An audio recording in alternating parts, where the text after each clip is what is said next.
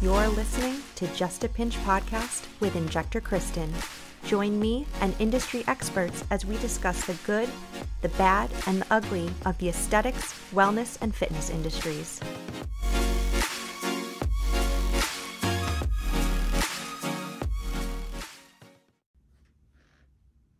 Okay, welcome back to Just a Pinch podcast. I'm here today with tattoo expert extraordinaire, Anita Makselon. Welcome. Hey, thanks so much for having me. I'm so happy to have you on. Me too. I've been looking forward to this. Awesome. So Anita has actually been taking me down my journey of laser tattoo removal. We're taking a couple of mistakes off my bod, and so far I've had a phenomenal experience thanks to you. I have never felt more comfortable and confident going and getting it done, and honestly I wouldn't trust anybody else. Oh, I love that. So it makes me feel so good. Oh, good. So tell me a little bit about your history in the world of tattoos first, before we get into removal. Okay. Well, I've owned my own company for about 6 or 7 years now. I make a product called Immortal Prime. It's a tattoo primer.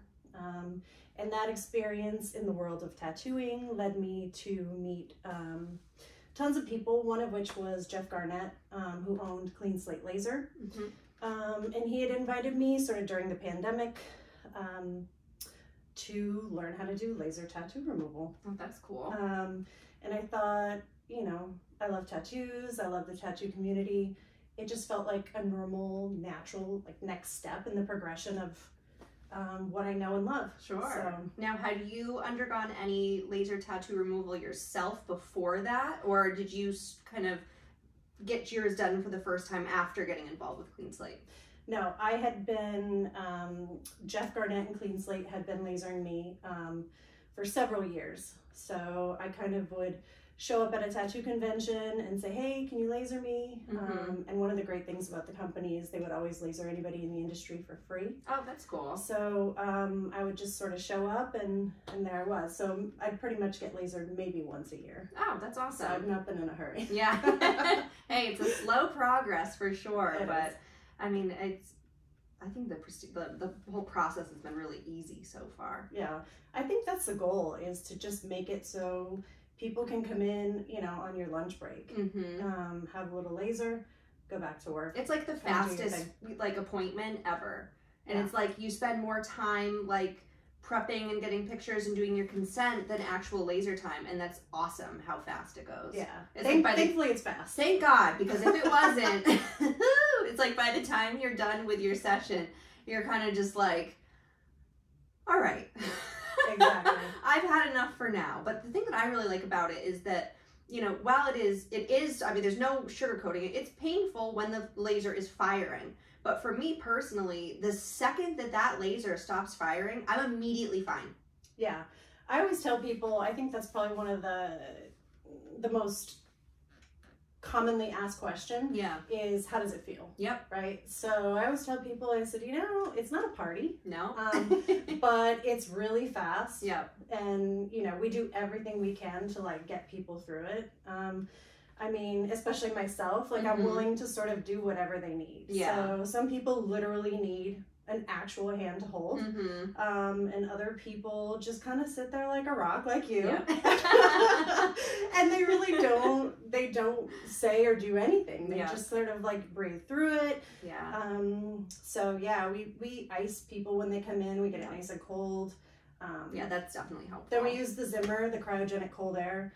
We kind of blow that on the area during the process too. And some people will sit there, we'll ice them once. They get through the whole process and they're good. Mm-hmm. And other people, every 3 seconds, they want more ice. Yeah. So, because you know, everybody's got different pain tolerance. Yeah, I totally get it. I mean, I tolerate pain pretty well, I think. I can kind of go into myself and just kind of like meditate through it. And I just focus on my breath. And like, that's what gets me through it. If I start holding my breath or if I get out of rhythm with it, I then feel all like, hey, I got it. Yeah. And it screws with you. It's like, you just have to like get in and just controlled breath in and out, because I mean, unlike some of the aesthetic lasers that we use here, there's no numbing cream for this. And can you explain why you guys don't use topicals?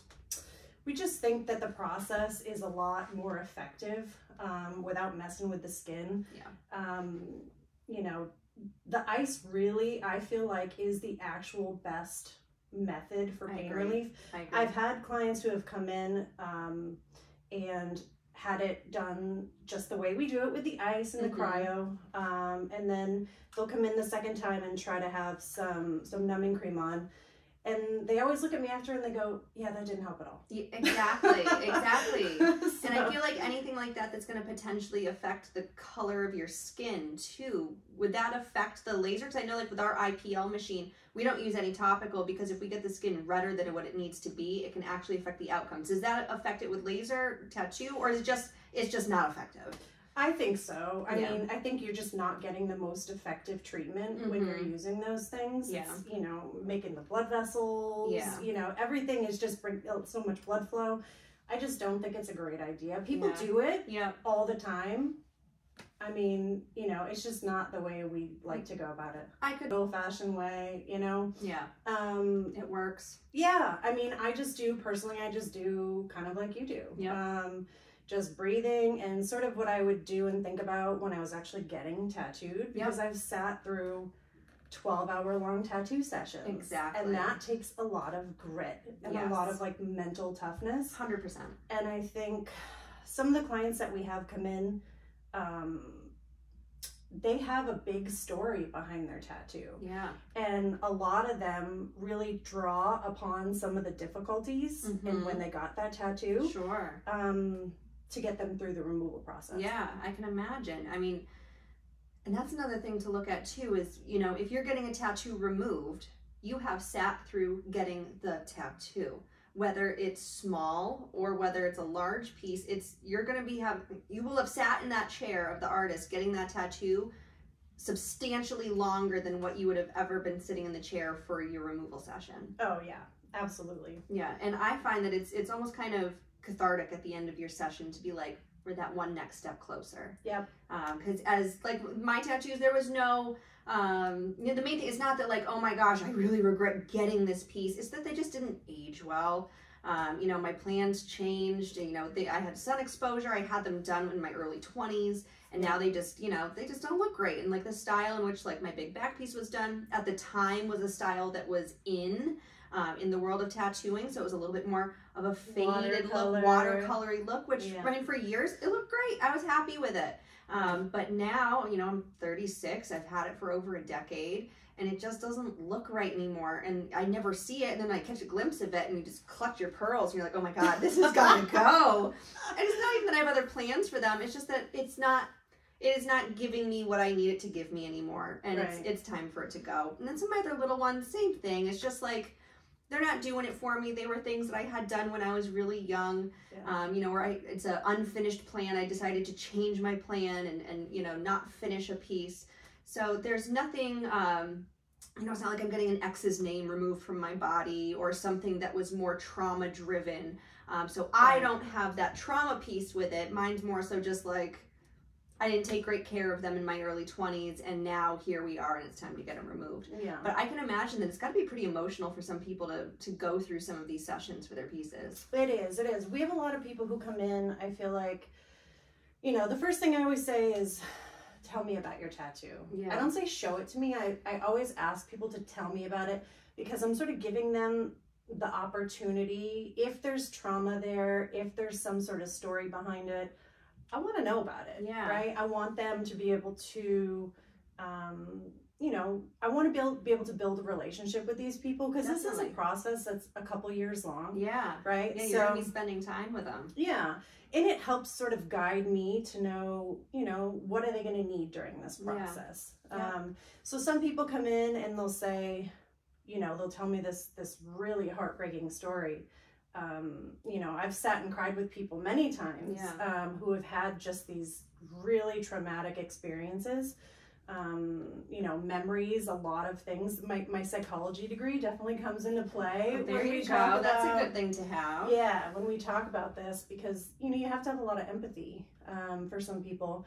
And then some people just, they don't tell me anything about it. They just show it. Yeah. Like, here it is. Got it when I was 18. Made a bad choice. Yeah, here I gotta am. go.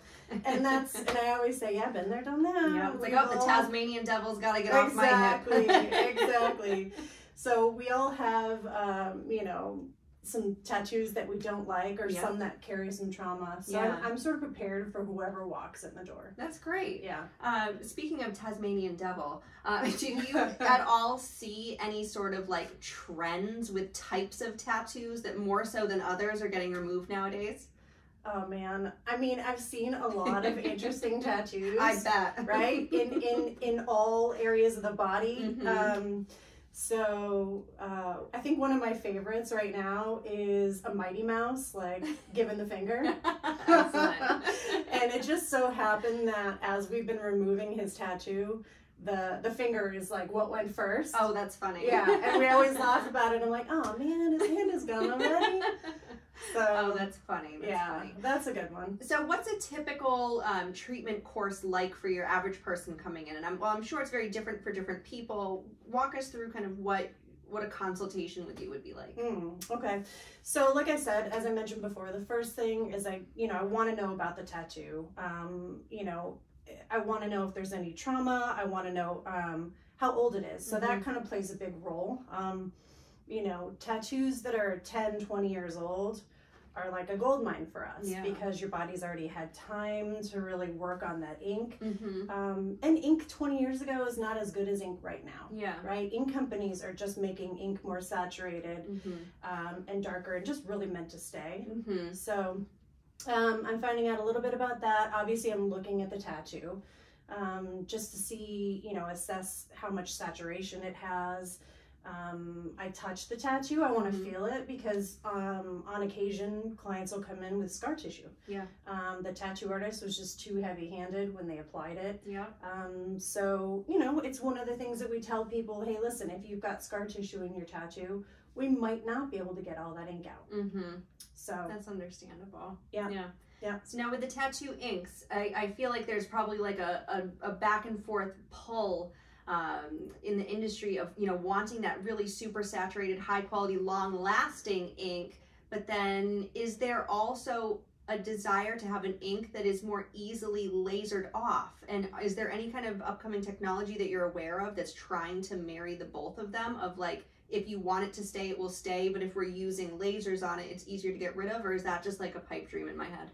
No, and I haven't done like a ton of research about it, but I have heard that there are people doing like temporary tattoos where it is done with a machine. Yep. But however they're doing it or applying it or whatever ink they're using is meant to sort of like fade naturally, over a very short period of time. Sure. Yeah. Okay. So I don't know. I haven't researched much about that. All I know is kind of what I do, and yeah, I know and I love it. So. Yeah. Yeah. Excellent. Yeah. So the average treatment time, I guess we should talk about that, right? Is about, I always say 12 give or take sessions. Some people come in and they have really lightly saturated tattoos that are old on, let's say, their chest. Yep. That's probably the ideal sort of scenario. So anything on the trunk of your body has better blood flow, and it's gonna be removed a lot quicker than something on your fingers or your toes. Yep. And speaking of blood flow, just to kind of back it up for people to understand how this process is working, is the tattoo ink is staying in your skin when you get tattooed because those particles are too large for your white blood cells to come and remove out of your body. Correct. So that's why they're staying in your skin. And what this laser tattoo removal is doing is it is shattering those pigments into tiny, tiny little particles that your white blood cells can now come and eat up and process out through your blood vessels and lymphatic drainage system, correct? Could not have said it better myself. Bravo. There we go. So you want a job? Because I mean, I think they love you. So ultimately, that's why areas, and even with the aesthetic lasers that we do here, areas like the face or anything kind of midline and center, it has better blood flow than oftentimes some of the extremities. So things can heal up at different rates. So that makes sense for a laser tattoo removal, that if you're kind of more midline with better blood flow, that you're going to get better clearance and faster. Exactly, exactly. So anytime somebody comes in with something on the fingers or the toes, you know, that's probably the first thing I say is, listen, you know, you're going to be in that upper 12 beyond, right? It could it take more than 12 sessions? Absolutely. Yeah. Full disclosure and transparency is my job. I want everybody to know exactly what the process is going to be like. Yes. I've also got a degree in teaching, so educating people about the process, it's just a very natural thing for me to do. And I don't want them to have any surprises. That's great. It's all about managing expectations. And I think expectations are so important with any of these things that we're doing, whether it's laser tattoo removal or anything in the aesthetic industry. That's how somebody's going to really trust you and feel comfortable. It's not even with the outcome, because we know that outcomes can never be promised with anything because bodies are so different and physiology is different. But feeling really comfortable and confident that you've been given all of the information that you need to be given to make an informed choice about what you're proceeding with, and that the people that are taking care of you are well educated as well. Exactly. You mentioned physiology. People's health has a huge role to play when we talk about tattoo removal. The healthier people are, the faster and more efficient their body's going to be at flushing away the ink. Yep. So that's, first and foremost, I always talk to people about that. Certain lifestyle choices do really slow the process down for some people. And I've actually had clients that were so much in a hurry to remove their tattoo that they've really changed their lifestyle. Oh, interesting. I've had people who have quit smoking, who have started to drink water, get more exercise. Yeah. So some people are really, really motivated. I would imagine health conditions like diabetes, or obviously like lymphedema, any kind of lymphatic things. Yeah, autoimmune is going to make it a lot trickier to be able to really get that clearance. It does. It slows the process down a bit. Yep. So how can somebody prepare for their laser tattoo sessions, whether it's their first or their 15th? I don't think there's any preparation, really. I think, if it was me, if I was a client looking to get laser tattoo removal, I think I'd really look into the company as a whole. I currently work for Removery, and we're located all over the United States, Canada, New Zealand, and Australia. Oh, wow. And we have a large board of directors, all MDs, that sort of evaluate things, and we do a lot of research and trials, and we're always kind of staying on top of technology. Oh, that's fantastic. So you mean you're not just somebody wheeling their laser into a tattoo parlor saying, hey, we're doing removal on this weekend, and just kind of having at it. So your guys are coming from actual evidence-based research in providing your services. Correct. And we're always doing training, we're always doing clinical calls. So it's really important for us to kind of stay on top of new things. We use a picosecond technology, which is great. Picosecond is like 1/1,000,000th of a second. So it's so fast that heat doesn't have time to go into the surrounding tissues. Yes. So it's a very focused technology. So it really just focused directly on that ink, and it just shatters it. That's awesome. So that makes it a lot safer if we just think about laser physics in general with skin, that picosecond laser, because it is firing so fast with such a small heat dissipation around it, that it's going to be safer for more skin tones and skin types as well. Correct. With a decreased risk of scarring. Absolutely. That's fantastic. Now you guys have 2 different types of pico lasers, true, right? The Pico Shore and the Pico Way? Right now all we're using is the Pico Way. Oh, so you totally upgraded to the big mama. We have, exactly. Now the Pico Way, that one has, was it 3 different blended wavelengths that it can utilize? Yeah, there's several wavelengths we can use depending on the color of the ink and somebody's skin tone. So that's great. We really do look at, how much melanin somebody has in their skin, because obviously, we want to maintain the integrity of somebody's skin and their melanin. So are there any colored dyes and pigments that are used in the tattooing that are notoriously tricky to get rid of, and any that are like, we got that, no problem? Oh yeah, for sure. Well, black ink is the easiest color for us to remove. Everybody who comes in and I was like, really? Because that's the darkest color. Yeah. So everybody thinks that that's going to be the hardest one. And really it's just the easiest one because it absorbs all the laser light. Oh, interesting. So for us, that's easy. White and yellow are tough. We never guarantee we can remove those colors. That kind of makes sense if you think about just like sun absorption. Right. Black They is going to reflect the absorb more energy versus the reflection, so that makes sense. Exactly. Oh, Exactly. And certain skin tones, you know, red is always tricky on everybody. Yeah. On darker skin tones, we can't remove red. On lighter skin tones, you know, I tell everybody, hey, this is probably going to blister every time we treat you. Yeah. So again, it's just preparation and managing expectations, so people know what to expect every time that they come in. Yeah. Yeah. Now, if somebody isn't looking to completely remove their tattoo to like baseline skin and just looking to lighten it enough to do a cover up, what's that process like for them? Yeah, so it really sort of becomes a collaborative process between us as the laser technicians, the client, and then a tattoo artist. So what I usually tell people, you know, most people need at least 3, usually 5 sessions, so somewhere in that range, to get their tattoo light enough for a cover up. It really depends on what they want to put over it. Yeah. So, you know, if you've got a really vibrant, colorful tattoo and you're looking to put a black and gray portrait with a lot of open skin over that, I'm going to tell the client right away, listen, you're going to have to remove this whole tattoo. Yeah. Right. That makes sense. So that's probably the first thing I ask when they say, yeah, I think I want to cover it up. Then that's a conversation we get into is, well, what are you thinking? Like, what do you want to put there? And so then I say, you know, hey, find an artist, talk to them, go in, have a consultation, figure out what it is you want to put there. And then, you know, after 3 sessions, go in and say, hey, how's this looking? Yeah, their comfort level with it. Yeah. Ultimately, it's the tattoo artist who has the final say. They'll say, hey, yeah, it's ready. Come on in. Cool. Yeah. And how long typically does somebody have to wait after their last laser session before getting tattooed in that area again? I like 3 months. Even longer is better. Let that full lymphatic clearance happen and full healing. Exactly. I usually tell my clients 4 or 5. Yep. I think longer is better.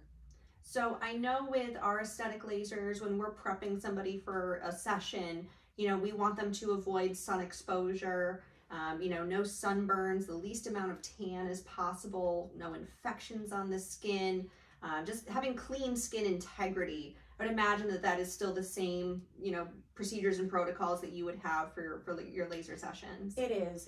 And I would say not only just on the skin, but I think being healthy. Yes. We always tell our clients, like, if you're feeling sick, don't come in. Yep.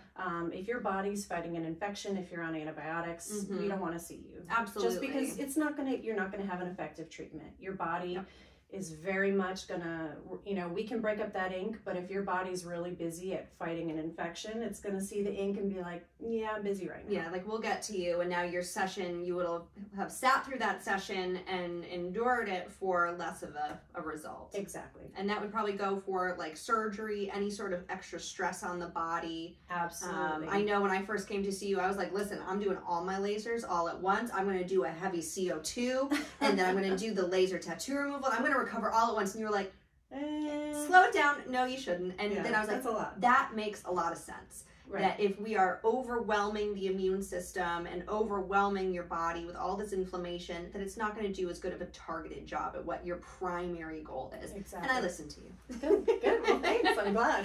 I always hope everybody listens. They don't always. No, compliance is key. Yeah, you did mention sun exposure too, and that's a big deal. So we really do want our clients to stay out of the sun. Yes. A lot of our clients use KT tape, the stuff that athletes use. Yes. I think that's my favorite. That was really helpful. I used that over the summertime because I was doing a lot of paddle boarding, and I was like, I want to still enjoy the summer and do the things that I want to do, but I really want to be able to keep up on my sessions and not have to like wait for a while until fall time. The KT tape was fantastic. Yeah, it's waterproof, sweatproof. Yeah, it was great. I just slap it on and go. I'd have Jessica just load me up, cover everything up, and then be able to go out on the water and not have to worry about the sun exposure in that area. It was so easy. It's great. I mean, I've had clients come in who are very, very tan, and my first instinct is to take one look at them and be like, you're gonna have to come back. But they're like, no, but wait. Yeah. And they, you know, you peel it down. Yeah, and you see this like beautiful area of like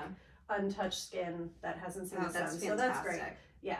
And super important to avoid sun after laser, almost even more so than prior. Once you have that skin that has been treated with any type of laser, if you then put UV rays on it, you are at a substantially higher risk for scarring, hyperpigmentation, and just poor outcomes and delayed healing all around. Yeah, it's very much the same what we do in our protocols. So yeah, I tell everybody, and we like people to kind of, you know, you don't want to do anything that's adding heat to the body either. So I tell people, especially at this time of year, people love the sauna after the gym. I'm like, listen, nothing that adds heat. So stay out of the sauna, avoid hot yoga, no swimming or soaking. Yeah, that's sort of the protocol. So it gets a little trickier during the summertime. This time of year, it's our busy season. Nobody has to really be thinking about all of these things. They can come and get treated and don't really have to worry about swimming unless they're going on a vacation. So that's also one of the things I talk to people about when they come in, like, do you have any trips planned? Do you going anywhere? What do you got going on? Because I want to know. I'm curious just about, you know, what's going on in their life, but it also tells me, okay, maybe we should or shouldn't treat you today based on, you know, I had a client who came in and she said, oh yeah, I'm doing a polar plunge tomorrow. And I'm like, probably not. Maybe we should reschedule. Yeah, no, that's super important. And, you know, with these things, you have to really take a personal inventory of yourselves when you are signing up for any of these procedures. Because if you don't follow procedures and protocols and actually listen and actually follow through these instructions, you'll have been better off not doing it at all. That's correct. Yes. So post-care, I did a little experiment with myself that I know probably 99.9% of other people do not have access to. So I will say that right then. But I cannot believe the difference in my healing when I would get a session done and I'd race back over here and I would smear the treatment area with Benev brand exosomes, which is basically a stem cell derivative, just to be like, well, I put this on my laser patients after CO2, this can't hurt. And so I put it on, like, I could never really tell, you know, if it was genuinely helping. And then my last session, I didn't put it on. Oh, okay. And I cannot believe the difference. Really? It brought down the swelling substantially faster, and it just healed faster. Like from start to finish, my whole healing process in that acute phase, night and day difference.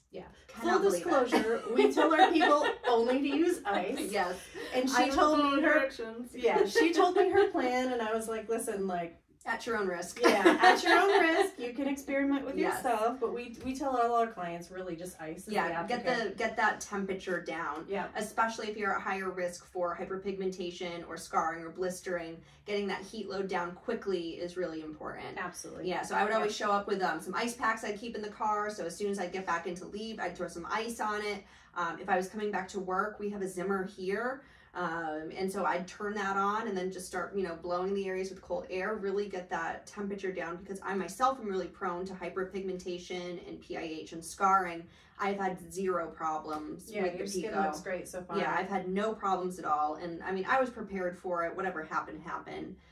But it's been really, really easy. But I can't believe those exosomes were phenomenal. And then I've also been using the Elastin brand restorative skin nectar, or regenerative skin nectar, sorry. And that's just like a good post-laser product. And I mean, I think literally anybody could use that, you know, whether you recommend it or don't recommend it. It can be used after any sort of laser treatments, ablative and non-ablative, very safely. It's clean. People can order it online. They can stop in here and get it if they want, but you can just go onto Elastin's website and buy it. And that's fantastic for helping improve and speed up your healing process too, and can help kind of soften potential scar areas as well. So that's what I use. I don't like using any kind of thing like occlusive, like the petroleum-based stuff, Aquaphor ointment. That you really don't want to use on any sort of laser area, especially when you still have that heat load coming out, because it's going to trap the heat. Exactly. Just keep it nice and moisturized with the most bland moisturizer you can possibly find is usually the best. And we, you know, we tell people there's a few things, you know, obviously ice is great, and then just massage. Like once you get past that spicy phase, because it's spicy for like 24 to 36 hours, right? It feels a little bit like just a little sensitive. Exactly. Massaging the area 3 to 5 times, you know, 3 to 5 minutes twice a day is actually really, really good because it increases the blood flow to that area. Yep. And if you really want to kind of deep dive into it, Google search some videos for lymphatic drainage massage in the area that you had this done on. And that'll help promote that too. Yeah, great. Love that.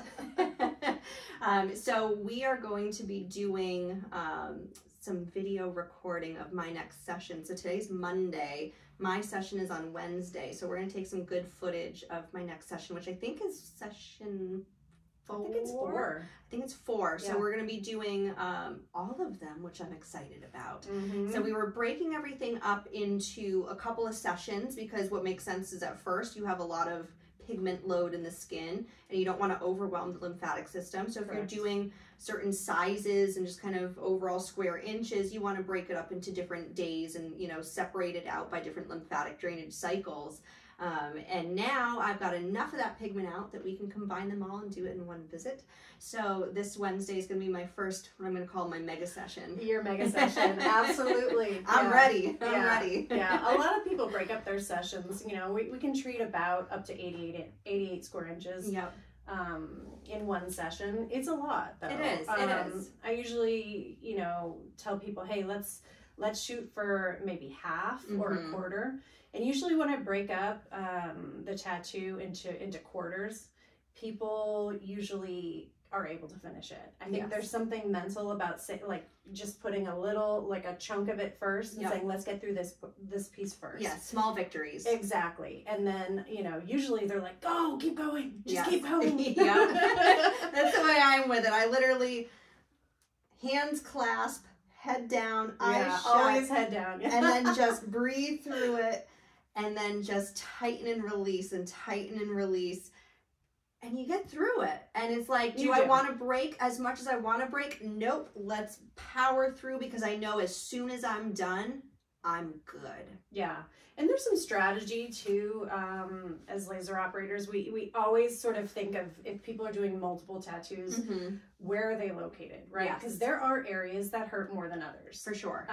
And even for you, when you came in, I'd always, you know, I think last time I said, where do you want to start? Yep. Because I always try to get the spicier area done first. Exactly. And then we kind of move to the areas. Because you definitely get that kind of cumulative pain where like at the end of it, you're just kind of sick of it and you're over it. Right. It's true. It's true. Yeah. And no, I'm looking forward to it. I know it's going to be a good test of my mental toughness to get through all 4 of those. And you don't have to get through the whole thing. But I'm excited to. It's a good challenge for me. Yeah. Well, I know you will because anything you set your mind to, you're going to do. Totally. So, yeah, but we're here for it. Yeah, no, I'm excited. I'm really excited to get it going. And this is going to be my first session at your new location, too. Correct, yeah. So you guys were located within a different type of an office, medical office in Simsbury, and now you have your own standalone brick and mortar. We do. All day, all the time, laser tattoo removal in South Windsor. Correct. Oh, I'm excited. Correct, yeah. We're in South Windsor now. We have our own place. The nurse practitioner that I'm working with, her name is Reba. She's fantastic. That's great. The clients seem to just really, really love her. So it's the 2 of us over there now. Awesome. And yeah, it's great. That's fantastic. So I have an idea for you guys. Run it by your medical director. Pronox. What's that? Laughing gas. Oh, okay. So I remember because I might have had a little something done. And yes, and we used that. And that was a godsend. It's a game changer. Now, I don't know if it is compatible with Pico lasers or not. Like, it's not compatible with our CO2. Like, we will blow this mother up if we have the 2 on at the same time. So that's like the one laser we can't. So I don't know about the Pico, but that might be a great option for people that have like a really like hard time with it. Lets you just totally dissociate from the pain. And it does. It's like having a couple margaritas. It is. It was pretty nice. It's like a little inhaled Xanax. Yeah. Just like, I don't care, just do it. You know, it's nice. It was pretty great. Fantastic. All right. Anything else that we should be knowing about laser tattoo removal? I feel like we covered it. I feel like we covered most of it. Yeah. Cool. So what I want to finish up with is some of my quickfire questions. So this is to allow the listeners to get to know you a little bit more. Okay. And hopefully they all get to actually really know you in the Removery. Yeah, I would love, hey, if anybody wants to come in, you can schedule a consultation and Definitely. I'll be the one doing it. And patients, if you're in and you're like, oh, hey, that's right, laser tattoo removal, ask me. I will give you all the information you need right at your appointment. You've already sent us so many people too. And they've been so happy too. Good. Great feedback. Good. I mean, honestly, I wouldn't recommend them to anywhere else. When I was looking for, you know, where I wanted to go to get tattoos removed, when I had reached out to a couple different locations, got some quotes, heard some information, I felt most comfortable with, it was clean slate at the time before Removery had taken over. Yeah. And so I made that appointment. I didn't even know that you were the one kind of in charge of the thing. And then all of a sudden I saw on Instagram and I was like, hold up. My favorite Anita is who I get to see. I got so excited and like instantly got taken from like here to like, I'm good. I'm fine. I know I'm in good hands. And like instantly just had this like ease about the whole thing. Oh, I love that. I hope everybody feels that way when they come in. They should. They honestly should. I wouldn't feel comfortable recommending people go anywhere else except to you. Like there's just beautiful and brilliant. I love it all. Thanks. All right. So back to our quick fires here. What's your favorite color? Purple. What is the worst social media trend that you see right now? Oh. Anything that doesn't support body positivity. What's your favorite social media trend right now? Body positivity. Got it. Yes. Yeah, 100%. I'm all about that. What are you watching right now? Yellowstone. I have tried so many times and I can't focus. What? All I hear from a million people is how amazing it is. I gotta give it another shot. I love it. I gotta give it another shot. Yeah, absolutely. Do you listen to any podcasts? Sean King. Sean King. Okay. Yeah. Excellent. Regularly. I love him. And are you reading anything right now? Bo Taplin is an author that I love. Here at Dawn is like one of his most recent books. So it's just sort of small excerpts about love, life, loss. Oh, cool. That's nice and easy to yeah. So cool. Sometimes I've got 3 or 4 things going at once, but I picked that one up last night. What's your all-time favorite book? Oh, Pride and Prejudice. Good choice. Jane Austen, yeah. What's your favorite word? Oh my, I have no idea. Do you have a least favorite word? Moist. Yeah, there you go. I've been waiting for somebody to drop that one. Yeah, it's sort of forbidden in my house. Yeah. It's not something that they'll make it a joke though. Yeah, as often as that word can be used, it gets used. The way I struggle with it is like, what is a better way to describe a cake? Oh, yeah. You try, and it's like you can't. There's no other great word to describe, because that's like the one time when moist is a positive, beneficial thing that you're like, oh yes, that's it. Ugh. What else do we call cake? I don't know. I just don't call it a wet cake. That's not good. If I have to use it, I'll say the M word, and people know exactly what Yep. What's your all-time favorite movie? All-time favorite movie? Thomas Crown Affair. Yeah, I love that one. Do you have a favorite musical artist? Oh man, I don't know. I have such eclectic taste. Same. I wouldn't be able to pull out one. Not really. It really depends on my mood. Yeah. Do you have a favorite artist? And we'll expand this to fine art, tattoo artist, photographer, any of the above. I think I have favorites for all of those. Ooh. So, I mean, Matisse is probably one of my all-time favorites. The humor and his, flying goats and all this. Like, just really cool and beautiful. Favorite photographer, Lee Jeffries, is somebody that I know and love. He has beautiful, beautiful portraits. He photographs homeless people. Oh, wow. And his work is just exquisite. I'll have to check that out. Yes, very, very beautiful. He has a book available. I should put a little plug in for him right now. It's a good Christmas gift. Let's see if we can find a link. I'll put it in the show notes. Yeah, it's beautiful. Tattoo artist. So that's tough because I know. If anybody's listening, and depending on what I'm looking for, Bob Tyrell is probably one of my favorite portrait artists. He's been around for a hot minute, and he's just an all-around good human being. That's great. When I went to go get tattooed by him the first time, he found out it was my birthday, and he's like, hey, let's go see Guns N' Roses.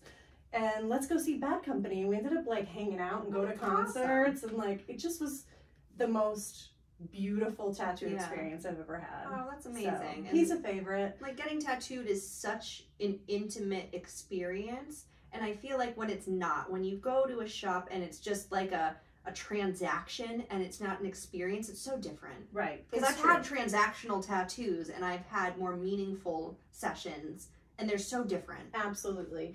People ask me all the time, like, oh, who would you go see for this and that? And I think, you know, my advice would always be, find somebody who does exactly what you want every day. Yes. Right? Like, if you want a full color tattoo, you know, you want it, you don't want to go to somebody who's doing black and gray every day. Find the specialist. Exactly. I always say that with aesthetics too, and plastic surgery. You want boobs, you go to the guy that's doing go like to the incredible boobs all day. You want a nose job, you go to the guy that's slaying noses left and right. You don't go to the generalist that every couple months does that one and then a little bit of this. And tattooing has changed so much over the years that people are really specialist in certain areas. Some people can do a lot very well, but no, I would say the same thing. I recommend going to your specialist, and also like who you connect with and who you vibe with, because the personality is like, it makes or breaks it. Exactly. And if you're going to be sitting through, you know, a 7-hour day, God, it better really be with somebody who's cool and is going to make the experience great. You know.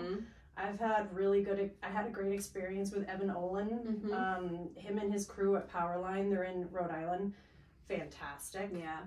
He tattooed me at a tattoo convention in Philly. Just great. You know, we just had natural conversation. He's just an all-around nice guy. That's fantastic. Yeah, I've had most of my work done by Ben Regal up in Massachusetts. You know, I've had a couple of pieces, actually most of the pieces coming off of my body are from other people. My transactional pieces, I will call them. And I developed a really great working rapport with Ben, where I had such a trust in him that we would develop a concept, and he'd be like, well, what are you thinking? And I'm like, honestly, like, I vibe with your style and your approach as an artist. Like, do you, and I trust you. Yeah. You know? And so, like, important. And we've known each other for over 10 years, you know? We've been working on things together for a long time and just developed a really good rapport and, like, even a good friendship. You know, are we hanging out and grabbing beers afterwards? No.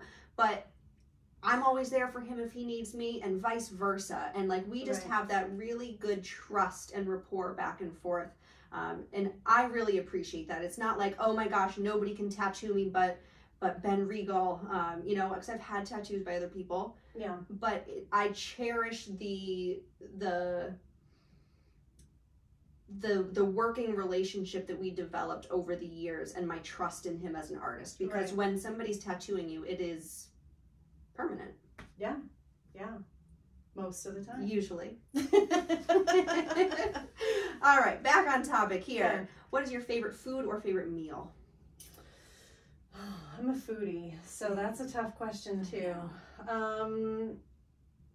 Death row final meal. Crab legs. Oh, God, king crab legs and champagne. I think that would probably be there. You go. I like it.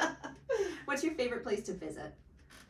Oh, Banff in Canada is just extraordinary in every way. It's just this little piece of nature that just looks like it's out of a storybook. It's magical. Magical. I love that. Magical. This is a loaded question. Uh-oh. I'm ready. It's not meant to make everybody mad at you. Oh, no. Who's your favorite person in the world? Oh, man. I know. So I don't know that I could pick just one, but my family, we have like very strong matriarch, patriarch type. The grandparents, like my grandparents have always been just the people that I want to be around.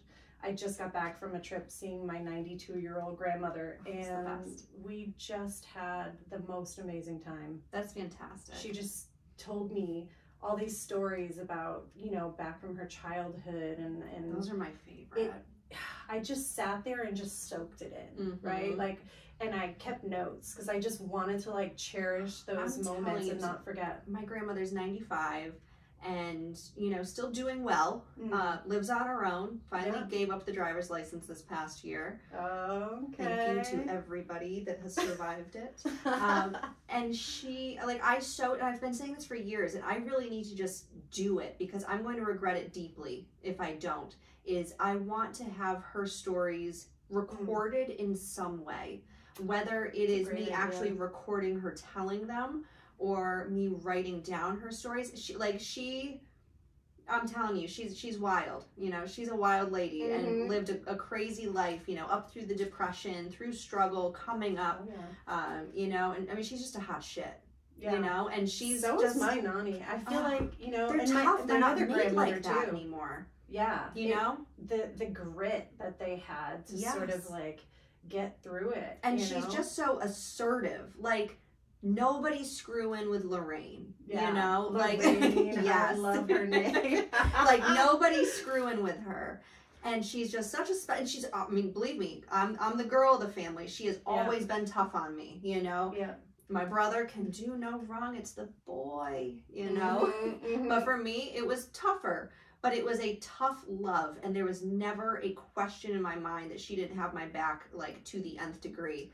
And she, like, to this day, you know, I'm 36 years old. I wish I had her level of assertion that she has at 95. Same. You I know? mean, they really just don't, they just don't care about anything anymore. It's just, at all. This is how I'm going to live my life. Yep. This is how it's going to be. This is what I want. Exactly. This is, you know, what I don't want. Exactly. And there's something It's to black learn. and white, and it is just, this is what I need right now. And I don't care if it doesn't, you know, serve you. It's serving me, and that's what's important. And I love that. I love that she's doing that. Yeah. 100%. Yeah, Yes. those are such valuable relationships. High five to the grandmas, man. They're the best. For sure. So, what gives you the most purpose in life? Oh, man. Being a mom. Yeah. Being a mom, watching my kids just turn into really lovely human beings. They seem like cool people. Just they really are. They really are. I was proud of my daughter recently. Well, I'm proud of all of them, but recently I signed him up to get a COVID booster, and she said, "You know what, Mom? I don't know if I want to do it. It's my body. It's my choice." And I was like, even though I really wanted her to have it, I said, "You know what? You're right. Yeah, it is your choice, and you make the decision for yourself. You're almost 17. There you go." I love that. Right? And I'm happy that she gave me a little bit of, you know, a taste of my own medicine, because she always hears me talk about, you know, women and standing up for yourself. Yeah, and just being strong. and there you're like, was. I can't hate it. I can't hate it. I made it. I was like, okay. All right. Oh, that's great. Yeah. If you could give your 18-year-old self a piece of advice, what would you tell yourself? Just to love my body for what it was. I think I spent a lot of time being really self-conscious at that age, and not really truly embracing all the things that were me, right? I was so focused on the outside that I sort of forgot for a little while about how really what a great person I am on the inside, you know? It's important. And that just, you know, I would just tell myself, listen, you're beautiful, outside and in, and what other people think doesn't matter. Exactly. It's our vessel, and what's inside is so much more important. Yeah. You know, this is just taking us for the ride right now. It took me a long time to get there. Yeah. To really get there. And now I'm sort of at this point in my life where, you know, if I want to eat the cake, I eat the cake. If I want to, you know, have the tacos, I'm eating the damn tacos, right? Like, I'm just sort of over what everybody thinks. Exactly. And I'm just doing me. There has to be balance. I think I have said it, if not on every single episode so far, it's about to be, if you're not fluctuating, you're not living. And that's okay. Yes. You know, you can still be healthy and go through some periods of a little weight gain and weight loss. And like, that's normal. Oh, that's my life. It's normal. That and is my life. like, I just recorded a fitness episode, you know, we're talking about fitness and nutrition and everything. And like, while that's a very important thing, and it's something that I think we should always be cognizant about with our health and our overall health and wellness, that it's not our aesthetic you know, appearance of outward is not the most important. Correct. And that being healthy and mostly happy within who you are is hands down the most important thing. And if you need to do a couple little aesthetic things, whether you're coming in to see me for a little Botox, filler, laser, whatever, or having a tattoo removed, like, do the things if it's going to make you happy, but it needs to be for you and not for other people. Correct. And that's my soapbox. Yeah, and I think how you treat other people, right? Like, yes. I think that's the most important thing is just kindness. Be a good person. Yeah, just be a good human. Yep. Yeah, you never know where somebody's coming from or the day they've had, or, you know, it's blatantly obvious in like road rage. I mean, we see it every day. People like losing their shit because you didn't pump the gas the second that the light turned green. Right. Obviously something's going on, and just be a good person. You don't know what somebody's going through every day. Amen to that. Who's your role model? Oh, my role model. I mean, it sounds like grandma. I know. I hate to be like boring and say the same thing. That's not boring. But I feel like my grandmother's, you know, my mom, even though she and I have a lot of different views on things in life, she always taught me to work hard. Yeah. Right? She's always been a hard worker. She's persevered. She's, you know, always done everything for everyone except herself. She's put others first. God, mothers are good at that, aren't they? Yeah. So really, it's just the women in my life. Yeah. I mean, strong matriarchs. Grandparents. My mom, my friend Maria, she's a nurse practitioner. She works with addiction services in Holyoke, and she is, man, she's exceptional. Strong women are so important to have in your life and to see. Oh, yeah. Because so many women are just kept down and made smaller. True. And given smaller roles in life in general and less respect. So I think it's so important for women of all ages to see strong women and not just, you know, tough bitches and, you know, take no shit from anybody, but just strong, good women. And women who just aren't afraid to be themselves. Yes. You know, I think I've always had a ton of empathy and been very sensitive and giving and caring. And I've always said that's a blessing and a curse. Yes, it is. Because, you know, man, have I had it sometimes, you know? People can take advantage of people like that, right? Absolutely. And they can view you as not being strong. And being an empath makes it very, very difficult because you absorb everything around you, and it's hard to put up that shield to let things not affect you. And when you put up that shield, sometimes people will think that you're being cold or dismissive, and when you're really just trying to be protective and finding that balance of what to absorb and what to take on and what to not make your problem. Absolutely. Absolutely. Big situations with lots of people. Oof. Tough. It's exhausting. I need a day after. Same. I need a day where I, like tattoo conventions, 3 days in a row, I get back, I'm like, listen, I don't want to talk to anyone. I don't want anyone to talk to me. I just need to like regroup. Yep. I always say I'm a friendly introvert. Yeah. Where I love people. I love having good conversations. You know, I'm not scared of people and like just wanting to be a hermit, but I have to take alone time after having these social engagements to recharge my batteries. And that's even after a day of work. You know, I'm seeing between 10 to 20 patients a day. That's 10 to 20. Hi, how you doing? How's life? What you been up to? It's a lot. And I mean, I know a lot of people do that in their jobs and professions and seeing a lot of people during the day. But for somebody like yourself or myself, where, you know, it sucks a lot out of us, that when the day is done, you know, it's like, I need my alone time. I need quiet. Yeah. I need to just not think. I need to dissociate my brain into just being able to re-energize and recharge itself. Absolutely. I feel that way all the time. Yep. Yeah. Tough. Outgoing introvert. That's exactly. That's what I would describe myself. Yep. Like I'm not shy. It's not that I don't want to talk to people or I'm hiding. It's that when all is said and done, like, I just want to lay in my bed. First thing I do is put my pajamas on and get in bed. Same. I walk in the door. That's it. Scrubs off, shower, sweats, and just like, I need to sit. I need to just like Exactly. day. Exactly. And just zone out for a little bit. Yep. Yep. I hear it. All right. Last question is like the most important. Oh no. Okay. Actually, no, we've got two more. Two more that are very, very important. All right. Vanilla or chocolate? Oh, girl, chocolate. Ugh, vanilla? I don't know. See, I'm weird. So I love chocolate. I will always choose chocolate over vanilla. But if this was a soft serve flavor question, always vanilla. Vanilla soft serve with rainbow sprinkles. But otherwise, chocolate everything. I could get down with some twist, though. Twist is darn good. Twist with sprinkles is pretty good. Yeah, yeah. True. That's very probably true. the only time I would have vanilla. Yes, I agree. Yeah, otherwise chocolate all day with everything. Yeah, same. All right, last one. All right. Is it a crayon or a crayon? Man, now I have to think about it. I'm like, what do I normally say? I think I said crayon. I'm a crayon girl. I think I'm a crayon. Yeah, I'm a hard A crayon girl. Yeah. Yeah. I think it's crayons. Yep. Yeah, it's crayons. I had to really think about that. It's a weird one. What do I actually say? I know, it's a tough one. Yeah. It's a tough one, but super important.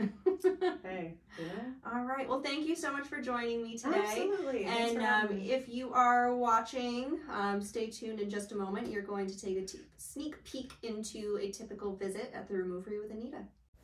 All right, I'm here at the Removery in South Windsor, Connecticut, about to get my 4th laser tattoo removal session with the very talented and intelligent Reba, who is a nurse practitioner.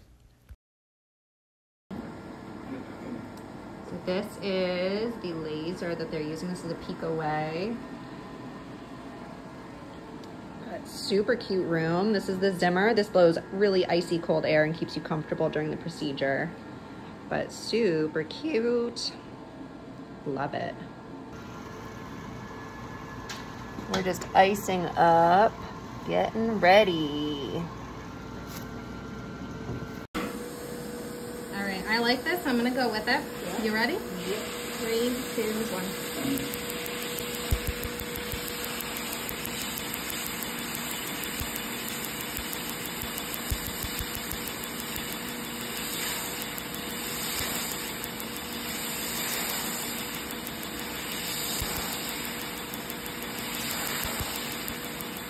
Going okay?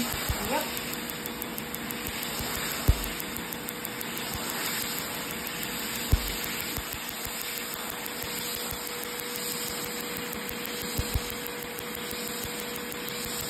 That makes me need to break it at any point. I know this is a bigger one.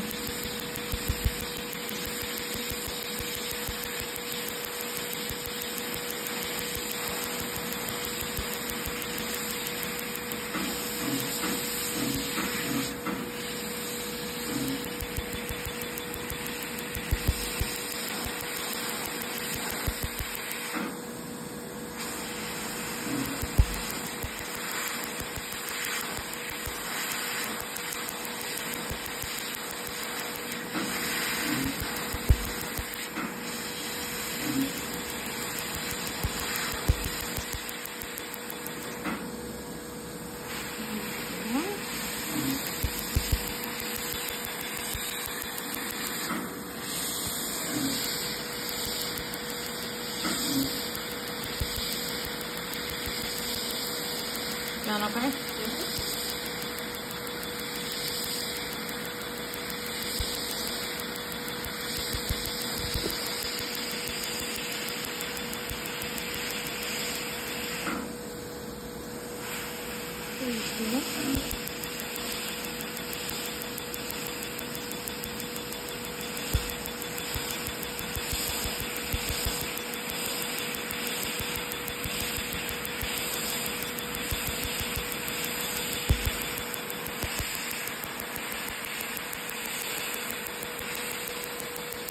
You are a champ. Come back on this side, 3, 2.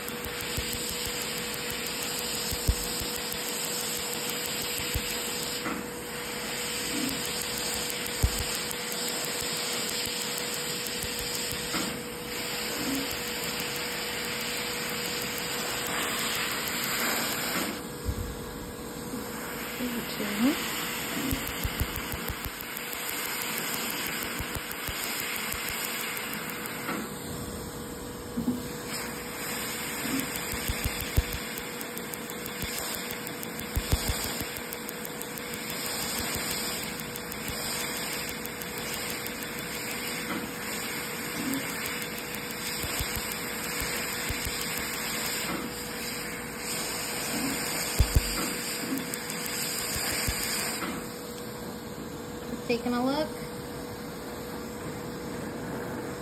All right, 3, 2, 1.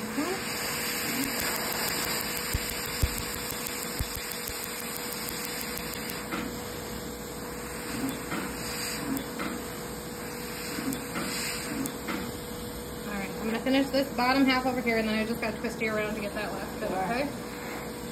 3, 2, 1. Feeling okay though? Oh yeah. You almost make it look too easy. Right? Like she's not moving. She's in pure meditation mode right now. Pure meditation Yeah. mode. Just adjusting my lead.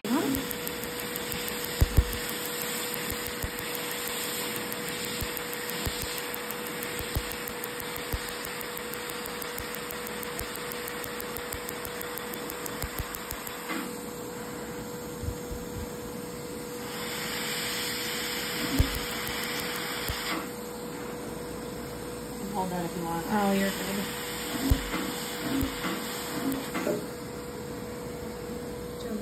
Perfect, Tara. I just gotta hit like 2 spots.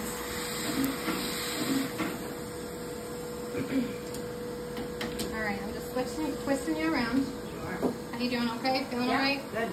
2, 1.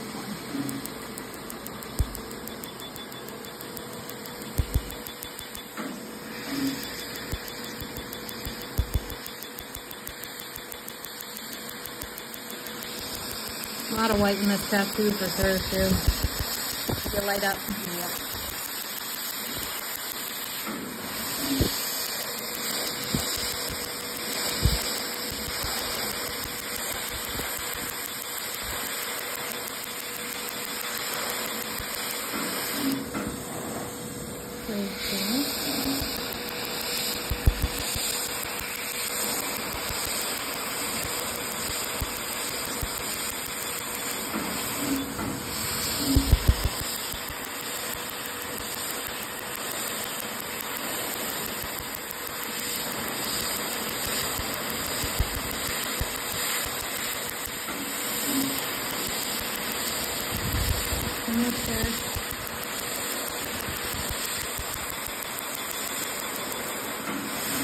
Alright, now I'm just looking for clean. 3, 2, 1.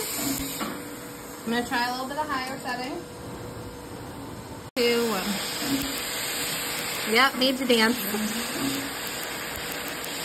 It is a shock, so, especially in this area. Oh yeah, that's right.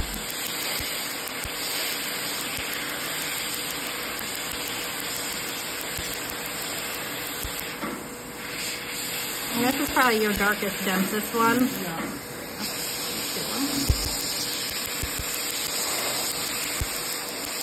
How long was it since your last session? I'm overdue. Yeah. I want to say it was like October. Okay. Doing good.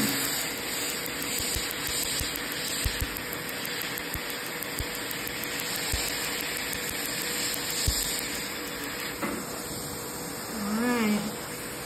Couple cleanups and then you're done. Alright. Quick photo, get a little ice on it. This is what I use for my recovery product. This is Elastin Regenerating Skin Nectar. It's very, very soothing and will help you recover a little bit quicker and help improve the integrity of your skin. The second product that you're going to see here is Elastin Enhance. It's technically a post-injection serum, but it's really, really great for bruising. And sometimes this Pico Way laser can cause what we call purpura, which are basically bruises on the skin. I got it pretty bad this time around. I'm super sensitive, so I get everything always to the most extent that you possibly could.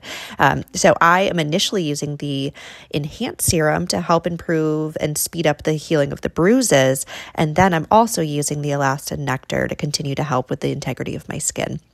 The nice thing with the Enhance is that it also helps keep the area super clean. There's no breaks in my skin at all, but some people will get some little blisters or little tiny breaks in their skin. I haven't had any of that. This is a great serum to put on that afterwards because it's going to help keep it clean and help keep you infection-free. Just a Pinch podcast was written, recorded, edited, and produced by Kristen Gem.